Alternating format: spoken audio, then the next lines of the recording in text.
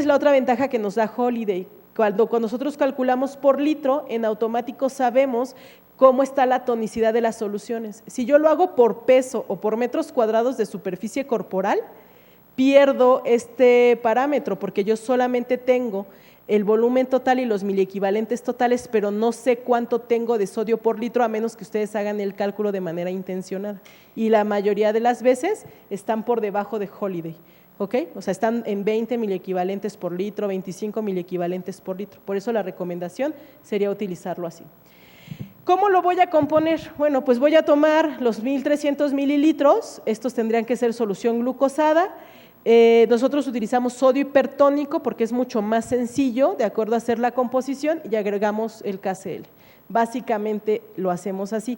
Si yo mantengo el mayor contenido de líquido con solución glucosada, voy a poder proporcionar este 20% de calorías que necesita el paciente durante todo el día.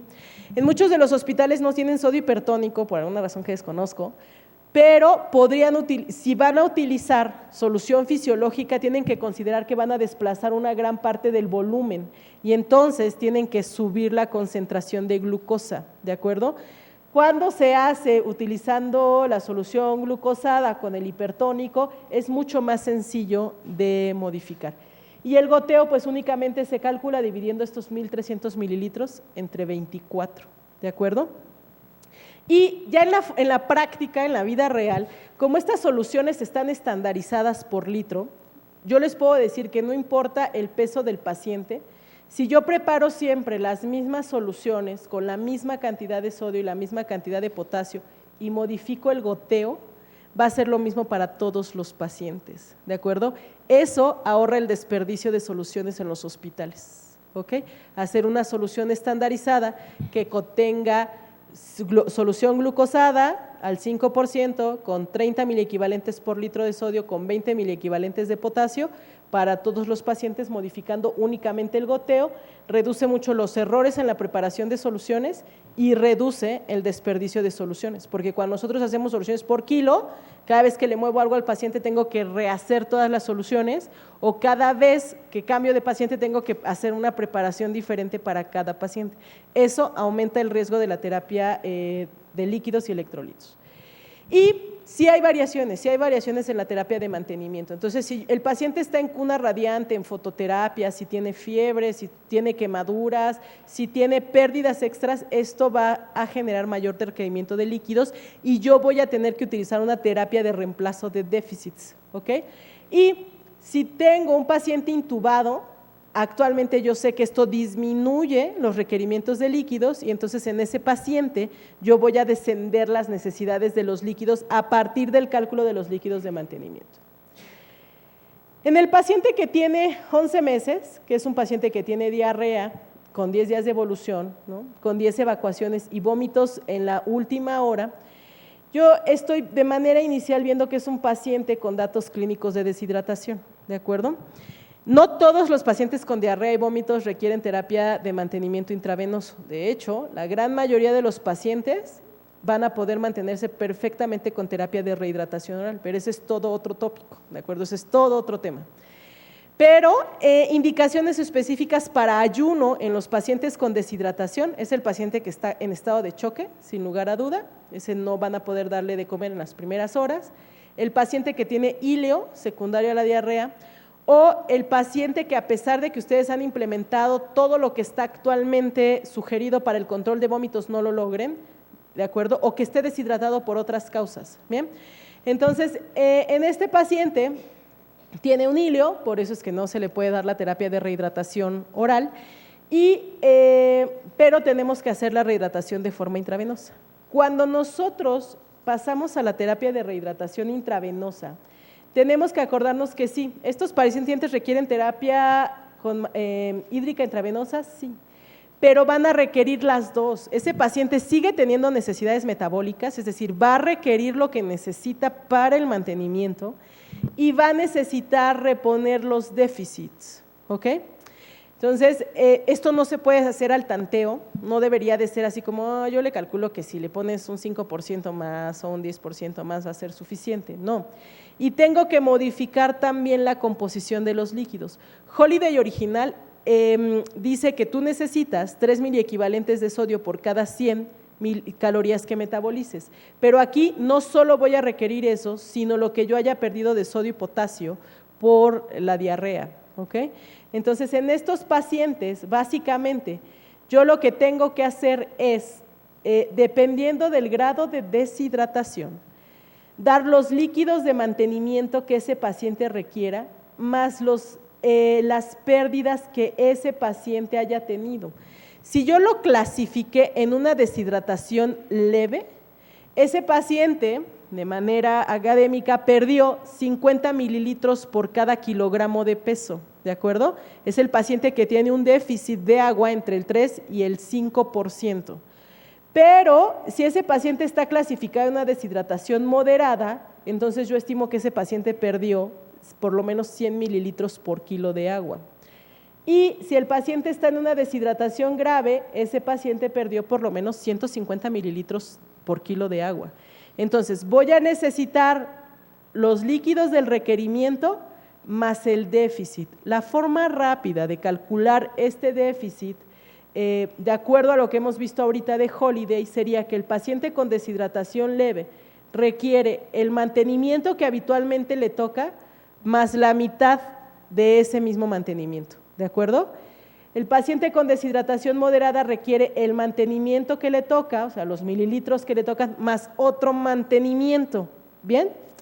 Significa que en este paciente, por ejemplo, en el paciente que pesaba 16 kilos, yo aquí necesitaría los 1,300 mililitros del requerimiento más 650 más, ¿ok? Para 24 horas para reponer el déficit de agua que tuve, ¿ok? Pero si la deshidratación es moderada, voy a necesitar esos 1,300 más otros 1,300, ¿ok? Y si es grave, necesito 1,300 más otros casi 2,000 mililitros, ¿ok? Todo eso para reponer el agua. ¿En cuánto tiempo? En 24 horas. Pero eso solo es el cálculo de agua, porque cuando yo ya me meto a la terapia hídrica intravenosa, la segunda cosa que tengo que saber es cuánto tiempo lleva de deshidratación. ¿Se acuerdan que dijimos? Que sí es cierto, inicialmente nosotros perdemos líquido y electrolitos que están a nivel plasmático, pero el cuerpo es sabio y va haciendo compensaciones. Entonces, en las primeras 48 horas, yo voy a perder básicamente 80% de líquido extracelular y 20% del intracelular, pero conforme van pasando los días, esto va cambiando. Y entonces, entre los 3 y los 7 días, yo pierdo 60% del extracelular y 40% del intracelular. Significa que en esta diarrea, que es de menos de 48 horas, ¿qué electrolito voy a perder más? Sodio, ¿de acuerdo? Y aquí ya no tanto sodio y un poco más de potasio. ¿Y en la que es de más de 7 días? Igual, ¿de acuerdo? Y yo voy a ir modificando la corrección de estos electrolitos de acuerdo a este déficit, ¿ok? Por eso es que la recomendación es, cuando ustedes traten a un paciente con deshidratación, si ese paciente no tiene contraindicación, que dijimos que son muy poquitas, ¿no? Que tenga convulsiones por alteración de estado neurológico, estado de choque o íleo, ¿de acuerdo? O que vomite de forma incoercible, a pesar de todo lo que ya está escrito. Entonces, si no tiene indicación para ayuno, denle un plan B, porque eso va a ser lo mejor para el paciente. Nivel de evidencia 1A, la terapia de rehidratación oral es la mejor forma de tratar la deshidratación, porque cuando yo me cambio a la terapia hídrica intravenosa, tengo que hacer todas estas consideraciones para el paciente y se vuelve entonces un manejo más complejo, con más riesgo de tener alteraciones hidroelectrolíticas diatrógenas, ¿ok?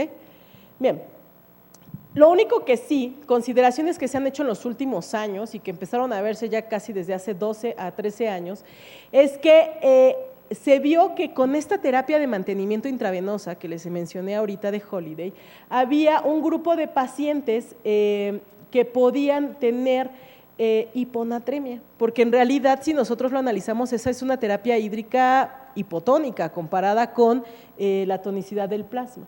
Entonces empezaron a haber casos descritos de pacientes pediátricos con hiponatremia que les llevaba a edema cerebral o a complicaciones como convulsiones. Entonces, una de las cosas que se vio es que el factor más importante para que los pacientes desarrollen hiponatremia durante la hospitalización es que nosotros demos grandes cantidades de agua libre, ¿ok? Por eso les decía que la tendencia es que si tú vas a tener a ese paciente más de 24 horas en ayuno y con líquidos intravenosos, mejor empieza a ver cómo lo vas a alimentar. ¿Le vas a poner una nutrición parenteral o le vas a colocar una sonda para poder utilizar el tubo digestivo? Y hay un grupo de pacientes en los que las patologías los predisponen a algo que se llama liberación de hormona antidiurética de origen no osmótico.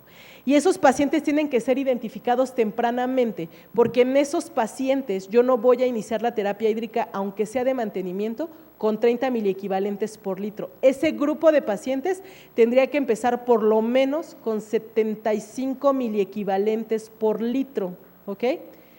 Entonces, ¿qué pacientes tenían esta posibilidad?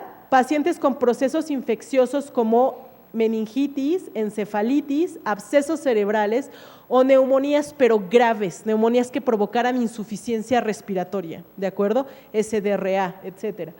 El paciente que tiene estrés fisiológico, el paciente en estado de choque, ¿de acuerdo? El paciente en choque séptico, una vez que haya salido del estado de choque y que yo tenga que dejarlo en ayuno porque a lo mejor pienso que tenga isquemia intestinal o lo que sea, ese paciente, cuando le inicie los líquidos de mantenimiento, no los puede iniciar con 30 miliequivalentes con litro, tendría que iniciarlos con 75 miliequivalentes por litro y pensar en las siguientes 24 horas, si mejora la parte intestinal, si le doy de comer o le pongo nutrición, o tengo que estar monitorizando diariamente los electrolitos porque tienen mayor riesgo. La otra cosa es el paciente con dolor crónico, ¿de acuerdo? El paciente, por ejemplo, oncológico, que tiene dolor crónico y que además está asociado al uso de opioides. Los pacientes que usan narcóticos de manera crónica, esos pacientes también tienen esta secreción inapropiada de hormona antidiurética de origen osmótico. El paciente quirúrgico y posquirúrgico, la mayoría de los estudios originales donde encontraron estas hiponatremias eran pacientes operados de cuestiones abdominales, por ejemplo, apendicitis o peritonitis, ¿de acuerdo? Entonces, en ese grupo de pacientes, después de la cirugía, la recomendación sería dejar el aporte de líquidos de mantenimiento con por lo menos 75 miliequivalentes por litro. Y cosas que sigan afectando el sistema nervioso central como hidrocefalia, los pacientes que están bajo ventilación mecánica, el paciente con Guillain-Barré y los pacientes que originalmente tuvieron un estado hipovolémico o un estado de choque. Entonces, en este grupo de pacientes yo tengo que hacer esa modificación en la terapia hídrica intravenosa. Sí puedo calcularlo a través de Holiday, pero tengo que subir la tonicidad de las soluciones aumentando los requerimientos de sodio. Y las soluciones hipotónicas pueden generar esto si nosotros no hacemos la modificación en las primeras 24 horas. Entonces, la recomendación actual es que utilicemos por lo menos 75 miliequivalentes y se hicieron muchos estudios a raíz de esas observaciones para saber si era benéfico utilizar sodio a 154 miliequivalentes por litro, porque eso sería en realidad algo isotónico con respecto al plasma, pero hasta el momento no se ha visto que utilizar concentraciones tan altas de sodio sea mucho mejor que mantener por lo menos los 75 miliequivalentes por litro en estos pacientes. Entonces, el factor más importante para evitar esa complicación que está descrita en el paciente hospitalizado, que no es el paciente grave, sino que tiene patologías específicas, es utilizar las fórmulas para los líquidos de mantenimiento, tratando de no sobreestimar la cantidad de líquidos que necesitan los pacientes y sin perder de vista la osmolaridad sérica del paciente, la monitorización de los electrolitos y si por alguna razón yo no puedo utilizar nutrición parenteral, no puedo colocarle una sonda y voy a mantener al paciente más de 24 horas con líquidos de mantenimiento, entonces cada 24 horas tendría que monitorizarle el sodio y la osmolaridad para ver que no esté teniendo problemas en este contexto, ¿de acuerdo? Entonces sí se debe de hacer una monitorización continua. No sé si en esta parte tengan alguna duda. ¿No? Ok.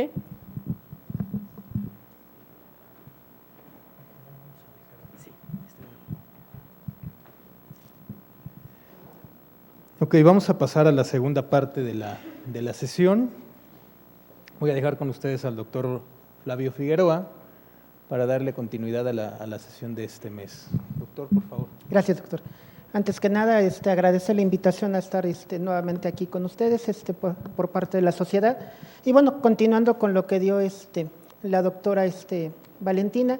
Vamos a continuar, pero ahora vamos a la terapia hídrica en el paciente pediátrico grave, que viene chocado. Vamos a tocar dos temas específicos, en este caso los dos son choque hipovolémico, uno por pérdida de líquidos específicamente y el otro por pérdida sanguínea. Son los dos que vamos a tocar específicamente, como tal que obviamente esto se junta. Nada más rápidamente, acuérdense que el estado de choque, aquí vamos a variar y algo muy importante que tenemos que tener en cuenta, el paciente viene chocado. Y muy independiente, principalmente para gastroenteritis, tenemos que tener en cuenta que tiene pérdidas y necesita reposición de esas pérdidas que está teniendo, más lo que ya tuvo de pérdida para que esté chocado. Entonces aquí todavía se le agrega otro manejo más. Y obviamente, nada más recordando, acuérdense que el choque es un estado de hipoperfusión por diferentes etiologías, principalmente en pediatría. Se debe a diversas causas y dependiendo la edad, siempre se los decimos, conozcan la edad del niño. Y la edad del niño nos va a decir específicamente a qué nos podemos estar enfrentando, específicamente con este niño. Conociendo esto podemos dar y hay más posibilidades en un paciente, en un lactante, en un recién nacido, de un choque cardiogénico, de un choque séptico, más que de un choque hipovolémico.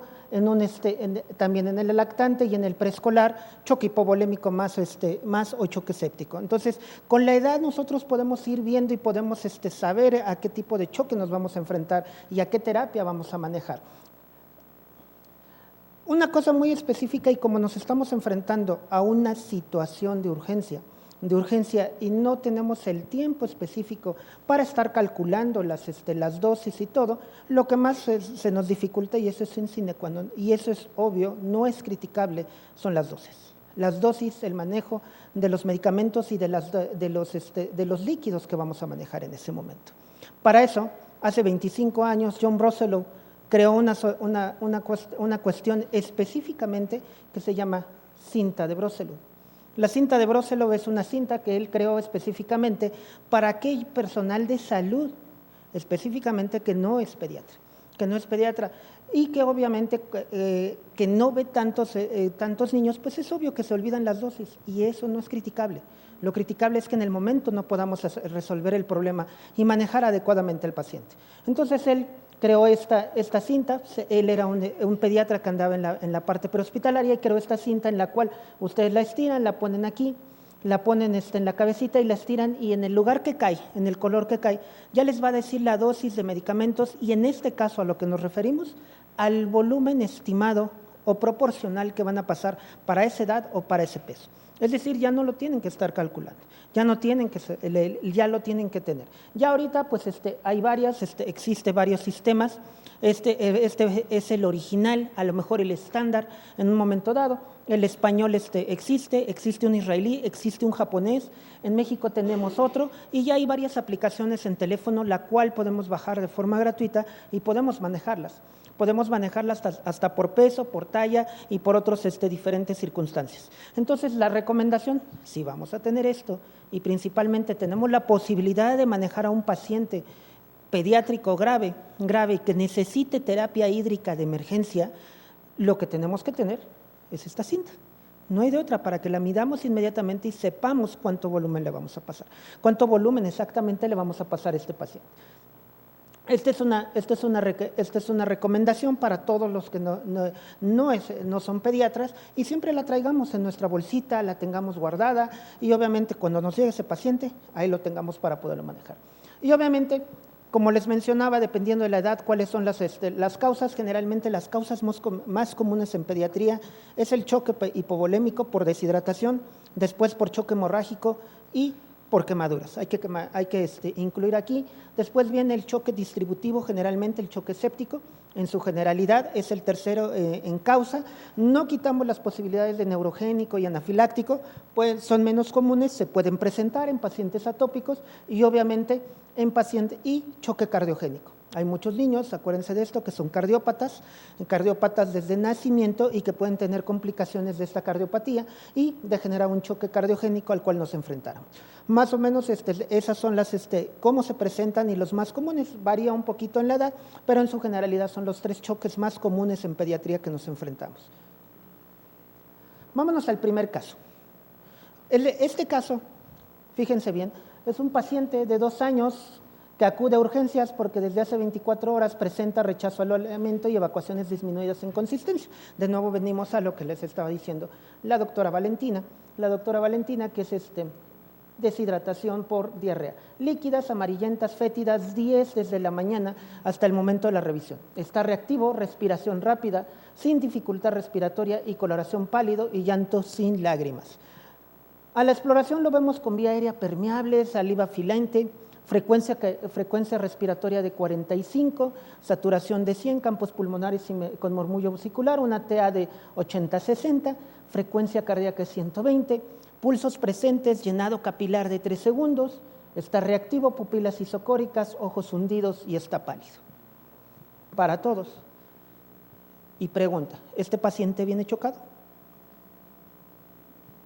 ¿Viene chocado? ¿No viene chocado? ¿O viene nada más con deshidratación? Leve, moderada o severa. ¿Viene chocado? ¿Ustedes qué piensan? Porque esta va a ser nuestra decisión de manejar. Ya lo dijo la doctora Valentina, un tema muy grande en el cual no me va a ser rápidamente como lo voy a tocar, es la rehidratación oral y es parte de la terapia hídrica del paciente. Pero al final no tenemos que confundir que porque el paciente, como ya se los comentó, viene deshidratado, lo tengo que canalizar y ponerlo en una rehidratación parenteral. Eso, como ya se los dijo, tenemos que estarlo calculando, tenemos que estar calculando diario y es mucho más sano, ya por evidencia y todo, que lo metamos a una terapia de rehidratación oral. El problema de la rehidratación oral a nuestro medio, ciertamente una de las situaciones, es que tenemos que estar pegado con el niño, tenemos que estar pegado con la mamá y la enfermera tiene que estar pegada con él y nosotros, porque tenemos que vigilar. ¿Cuál fue una de las situaciones que les dijo la doctora Valentina que fallaría el manejo con este paciente por rehidratación oral? Ilio. ¿Que pudiera hacerlo o que viniera con ilio? ¿Y la otra? Si le damos, que lo rechace, que ustedes empiecen la rehidratación oral y que rechace la rehidratación oral, entonces ustedes tendrían que entonces sí pensar y canalizar al paciente. ¿Cuál es la valoración inicial de este paciente? Ya la vimos, es un paciente que viene deshidratado, que tenemos que tratarlo, es una situación que en poco tiempo puede poner en riesgo vital al paciente y tenemos que pasarlo inmediatamente. ¿Cuál es su prioridad de manejo? Lo tenemos que rehidratar y tenemos que decidir cuáles son cuál va a ser la rehidratación más efectiva que vamos a hacer en este paciente. Entonces, ¿qué vamos a hacer? Este paciente no viene chocado y hasta el momento no tiene datos de ilio, no nos lo menciona la exploración,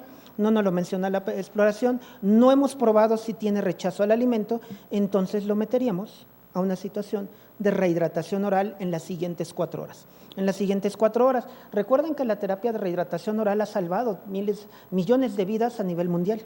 Esto se inició en los años 80 precisamente porque los niños se morían así como dominó, se morían como dominó en los hospitales porque no había una terapia de rehidratación específica y adecuada para estos niños.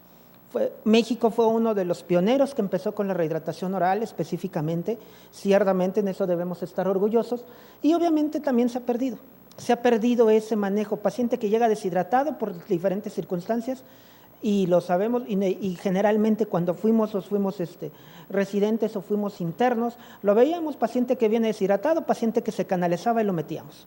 Eso es una de las situaciones. No, la decisión debe ser, acuérdense que ahora estamos hablando de unidades de decisión clínica y las unidades de decisión clínica significa análisis, no seguir estrictamente, yo no digo que no se aprendan una guía, pero no seguir estrictamente así como la guía, porque cada paciente es diferente. Es diferente, tenemos que seguir la guía, pero es diferente el paciente. Entonces, este paciente lo pasamos a rehidratación oral. ¿Cómo se calcula? A 100 mililitros kilo día dividido cada media hora. Le vamos a estar dando al paciente, nada más se los voy a mencionar rápidamente, porque ciertamente, como decía la doctora Valentina, esto es toda una clase, Toda una clase de rehidratación oral que nos podemos llevar todo un día para poderlo saber, pero en este caso, en urgencias, vamos a darlo, se va a dividir cada 30 minutos las tomas, es por cucharaditas o es en cantidades pequeñas para que lo tolere el niño, porque si le dan gran cantidad, lo va a vomitar. Ese tracto intestinal está inflamado y es tendiente a vomitar. Entonces tenemos que hacerlo de forma lenta, la mamá tiene que estar con el niño dándoselo y tenemos que estarlo vigilando. ¿Cuesta trabajo? Sí. ¿Técnicamente tenemos que hacerlo? Sí. Difícilmente nosotros, por ejemplo, en el hospital, nosotros dejamos a un niño en el hospital por esto, porque precisamente pasan a la rehidratación oral. Revaloración cada 30 a 60 minutos. Cada vez que termina una de las tomas tengo que ir a ver cómo va el niño, si ya no tiene los ojos hundidos, cuánto ha estado orinando, cuántas evacuaciones ha tenido y hay que estarlas cuantificando, el peso y el estado de hidratación. Hay que estarlo valorando cada 30 a 60 minutos para que cuando llegue a las 4 horas nosotros veamos cómo está, si ya se rehidrató o necesita una segunda rehidratación. Esto es importante, porque lo que decía la doctora Valentina es muy importante. Si ustedes lo pasan a una rehidratación IV, van a tener que calcular todo y no va a ser tan sencillo como manejar esto. Y esto salva vidas. Esto salva vidas, es mucho más fisiológico que obviamente estárselo dando IV. IV, lo que pasa es que hay que tener mucha paciencia, tiempo y hay que estar con la mamá. Y hay que estar con la mamá, con el papá, ahí pegados para que lo esté dando.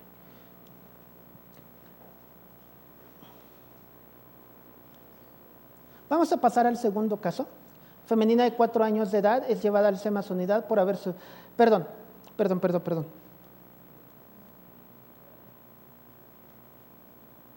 Ay, ¿qué me fue? ¿Dónde está? Muy bien, segundo caso. Este es un caso de una femenina de 4 años de edad, es llevada al SEMAS Unidad por haber sufrido un golpe frontal en el abdomen con el manubrio de su bicicleta. Iba corriendo, en el momento que frenó, pum, se pegó en el abdomen. Bien irritable, polipneica y pálida. Viene la A, viene despejada, sin ninguna alteración, no trae ningún ruido, no trae objetos extraños, está polipneica, sin aumento del trabajo respiratorio, probablemente por el dolor y porque está irritable, frecuencia respiratoria de 43, pero está saturando 94%. Los ruidos cardíacos están aumentados en frecuencia, es rítmico, pulsos palpables, filiformes, llenado capilar de 4 segundos y una TA de 78-58. Irritable con un dextrostis de 156 y pálida con abdomen distendido y doloroso a la palpación, temperatura de 37, extremidades frías respecto al cuerpo. ¿Cuáles son sus valoraciones con este paciente? ¿Consideran que esta niña viene chocada? ¿En qué grado? ¿Compensada, descompensada? Es una niña de 4 años. Esta es otra de las cosas que cuando estamos en urgencias y a lo mejor no nos estamos enfrentando directamente y siempre a los pacientes a los pacientes pediátricos vamos a decir, bueno, ¿viene compensado o no descompensado? ¿Cuáles son? Y vamos a necesitar percentiles. Hay fórmulas específicas y que nos van a ayudar. Esta niña tiene 4 años y pues no nos queda duda que viene chocada, pero tenemos que saber si viene descompensada o no, pero pues trae una TA, viene con una frecuencia cardíaca elevada, viene con una TA de 78-58, trae un llenado capilar de 4 segundos, eso nos está hablando ya de hipoperfusión estrictamente hablando, pero la TA, ¿cómo sabemos cuál es la normal? Esto se hace bien sencillo. ¿Alguien se sabe la fórmula? Lo que van a hacer después del año para calcular la sistólica mínima que un niño debe tener es edad por 2 más 70, hasta los 10 años. Hagan la cuenta. ¿Esta niña qué presión debería tener?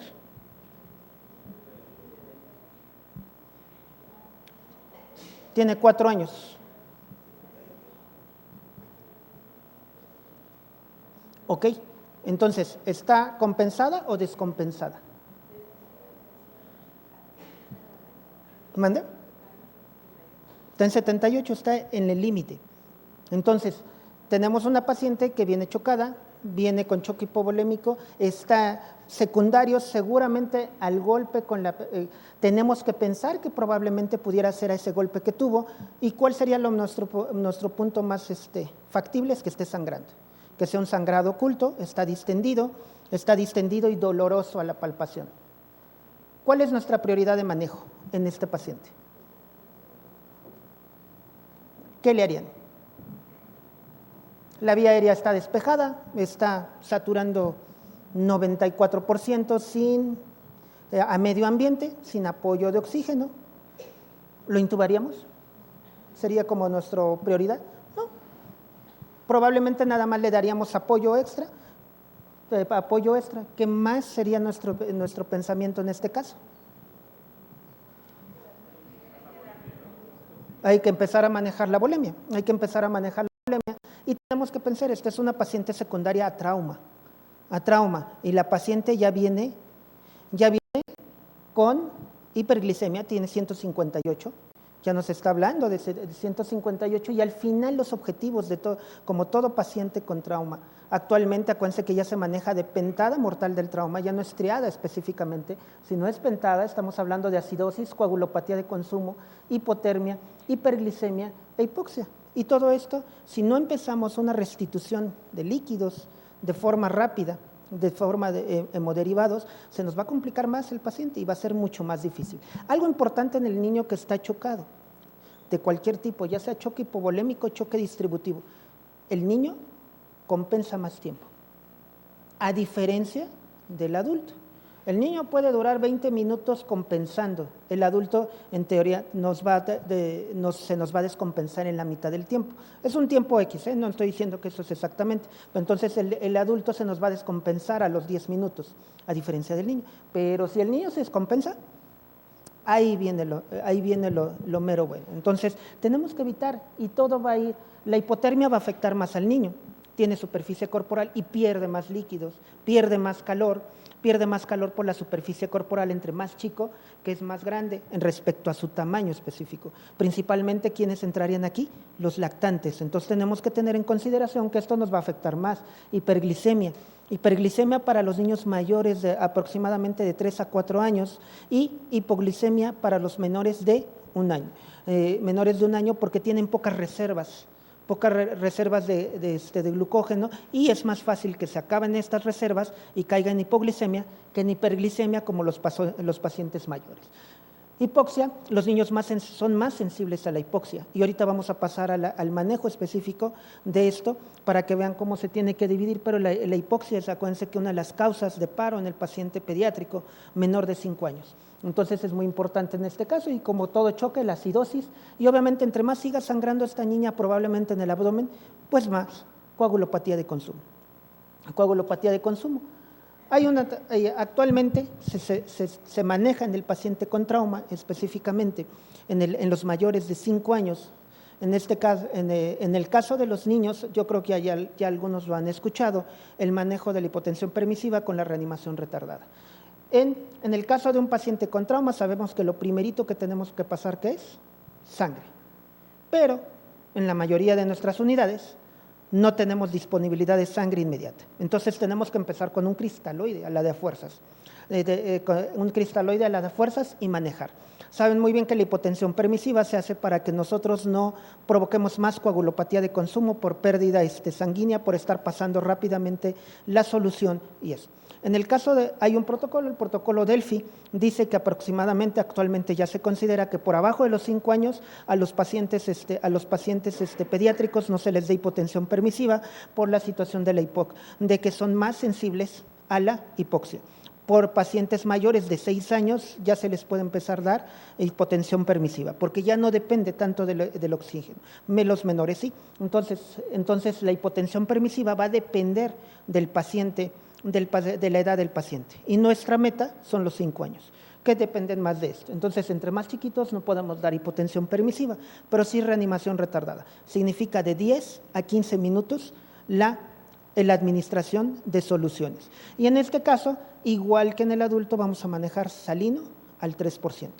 Salino al 3%, vamos a manejar salino al 3%, que nos va a expandir más el volumen con menos cantidad de líquido. Nos va a ¿cómo la van a calcular? Porque yo sé que la mayoría de sus hospitales no tenemos salina. ¿Cómo la calcularían?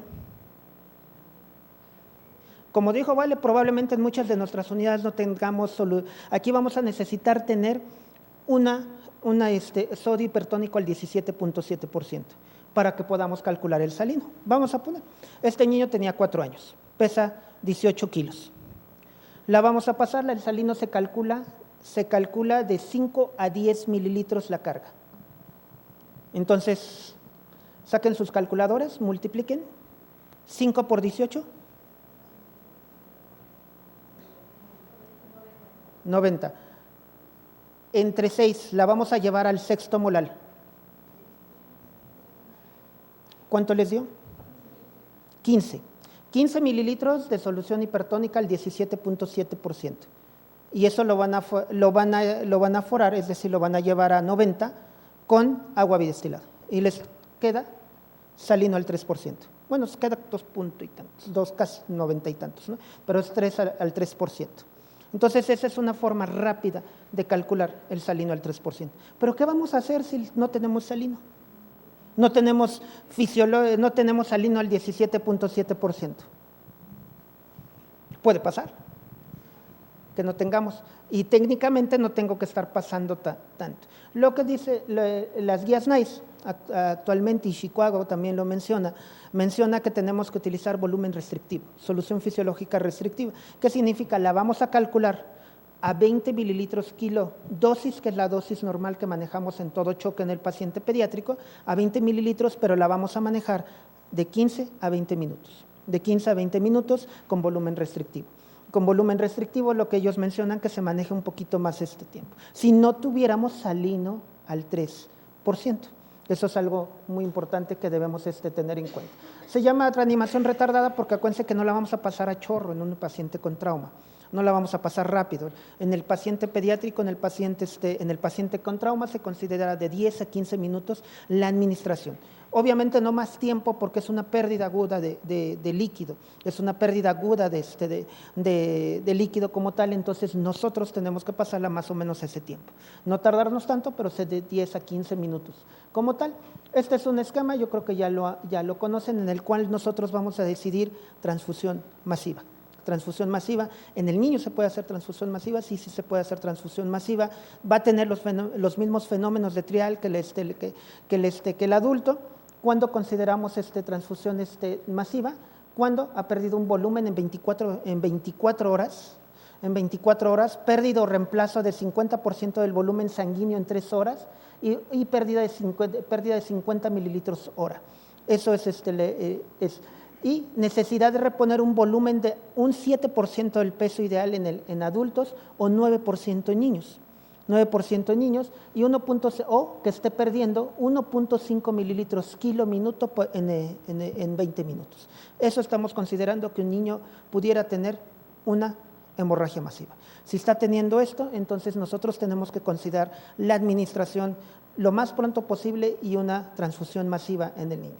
Acuérdense que en el paciente pediátrico esto se mide de 20 a 30 mililitros por kilo, cuando normalmente se maneja 10 mililitros, cuando le hacemos transfusión por anemia, por lo que ustedes gusten, por otras razones. Pero en el paciente con trauma, si necesitamos hacer transfusión masiva, vamos a manejar de 20 a 30 mililitros por kilo la transfusión de los paquetes. De los paquetes es transfusión masiva, precisamente porque está perdiendo demasiada sangre. Perdón por lo chiquito, ya con esto termino, me fui un poquito rápido ya por la hora. Nosotros tenemos a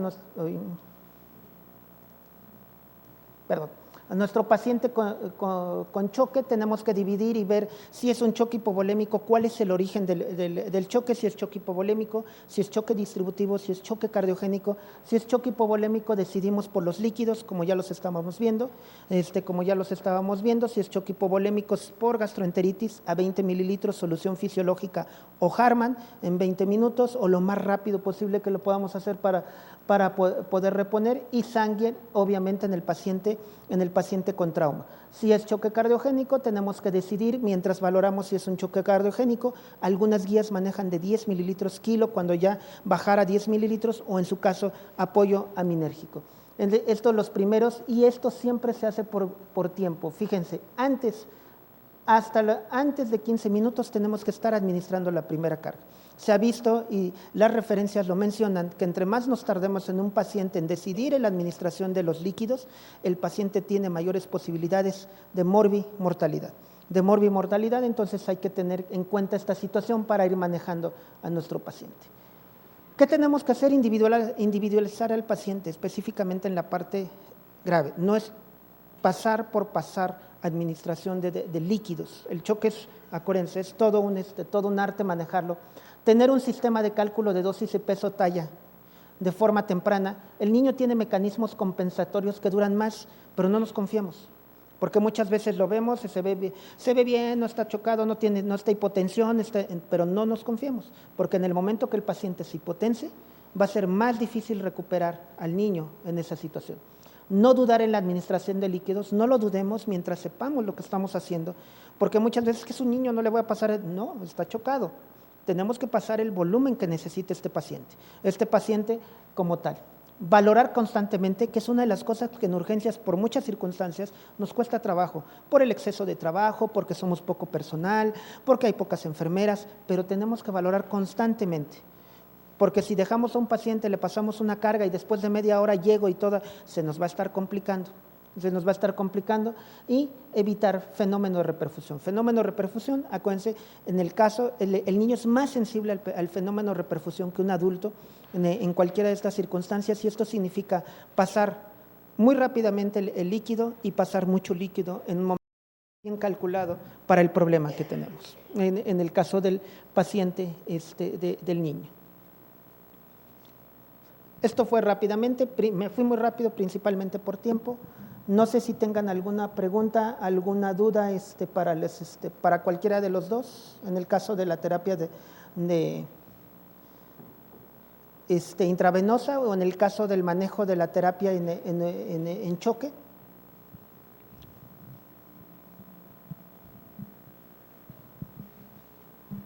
No, nada, ninguna pregunta, comentarios.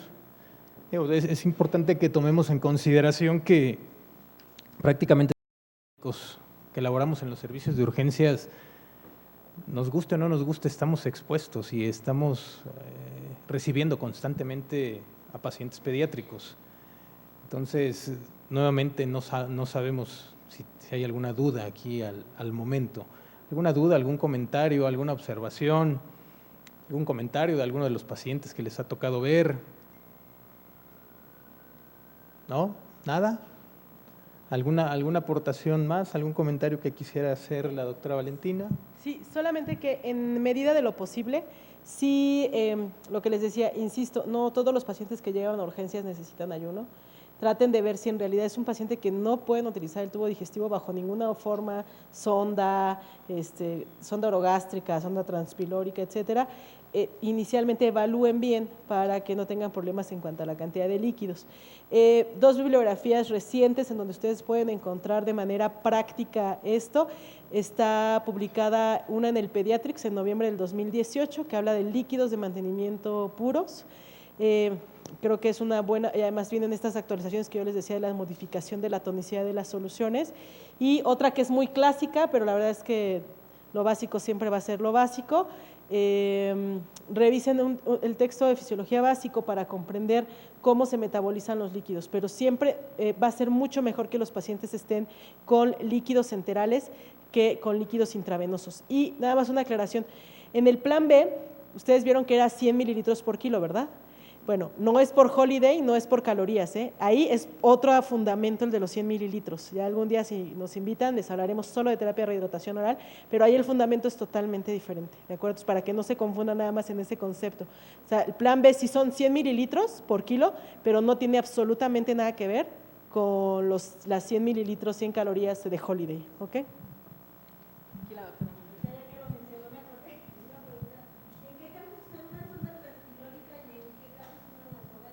Bien, normalmente usamos las sondas transpilóricas cuando el paciente tiene alguna alteración en la mecánica de la deglución y nosotros sabemos que no va a tener protección de la vía aérea. Entonces, al momento de poner la sonda gástrica, nosotros solamente llevamos el contenido directamente al estómago, pero si no tiene un buen reflejo de protección de la vía aérea, el riesgo de aspiración de contenido gástrico es mayor. Entonces, si el paciente por alguna razón no tiene protección, no tiene reflejo de protección de la vía aérea o la vía aérea no está protegida, como sería en el caso de la intubación, que ahí sí está protegida, y si le pones una sonda gástrica y haces la alimentación como debe ser en semifowler, utilizando las características fisiológicas del tubo digestivo, no va a tener mayor problema. Pero si tiene un paciente con alteración en la mecánica de la deglución, lo ideal sería ponerle una sonda transpilórica. Gracias, doctora. ¿Alguna pregunta más? Doctor Flavio, ¿algún comentario? Nada más, les recomiendo, se los estaba mencionando, es la bibliografía del protocolo Delphi, así lo pueden buscar, Delphi con H. Con H es un protocolo específicamente para el manejo del paciente chocado por hemorragia aguda, por trauma. Es un estudio que salió aproximadamente hace cuatro meses, específicamente de hemorragia masiva en pacientes pediátricos. Es un estudio más o menos de 300 pacientes en el Reino Unido, en el cual manejan específicamente ya las guías específicas para manejar pérdidas sanguíneas en el paciente.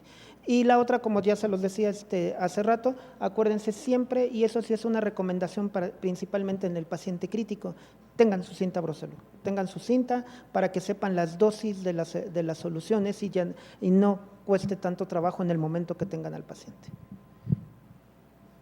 Ok, muchas gracias, doctor. Bueno, les vamos a dar una constancia y el agradecimiento por estar aquí con nosotros en la sede. Todavía no se vaya, doctora. Doctora Valentina, muchas gracias. Doctor Flavio, muchas gracias. Muchas gracias. Gracias, doctor. Bueno, con esto vamos a dar por terminado nuestra sesión del mes de agosto. Vamos a dejar la invitación abierta para que nos acompañen en la sesión del próximo mes. Está programada para el jueves 5 de septiembre. Los invitamos a que chequen las redes sociales para que estén enterados del tema que se va a tratar en esta siguiente sesión, así como a los ponentes que van a estar con nosotros. Y vuelvo a reiterar el aviso para los que llegaron un poquito tarde. A partir de hoy vamos a estar publicando al término de cada sesión un código QR. Ese código QR va a servir para que ustedes puedan tener el acceso, puedan adquirir su constancia de la sesión. Simplemente lo escanean, ponen su correo electrónico, su nombre completo, chequen que esté bien y se les va a hacer llegar en un formato PDF. ¿Vale? Bueno, muchas gracias por estar aquí con nosotros.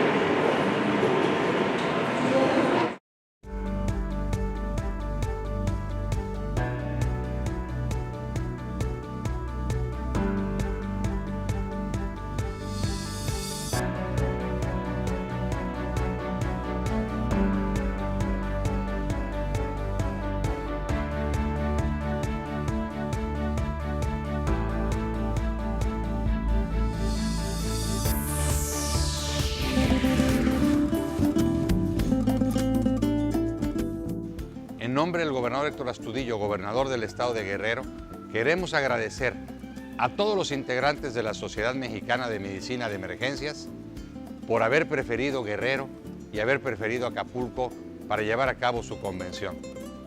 Esta convención para nosotros es muy importante y queremos decirles que estamos muy contentos, que estamos felices porque los queremos recibir con cariño, con amor aquí en nuestra tierra.